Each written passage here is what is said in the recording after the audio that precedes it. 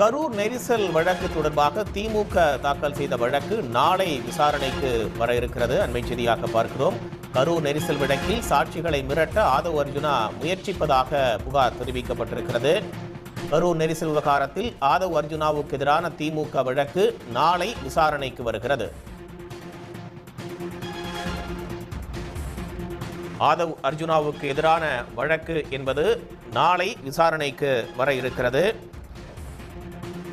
கரூர் வழக்கு குறித்து ஆதவ் அர்ஜுனா உள்ளிட்டோருக்கு எதிராக திமுக தாக்கல் செய்த வழக்கு என்பது உச்சநீதிமன்றத்தில் நாளைய தினம் விசாரணைக்கு வர இருக்கிறது. வழக்கை அவசரமாக விசாரிக்க வேண்டும் என்று திமுக தரப்பில் முறையீடு செய்யப்பட்டிருந்த நிலையில் நாளை இந்த வழக்கு விசாரணை நடைபெற இருக்கிறது.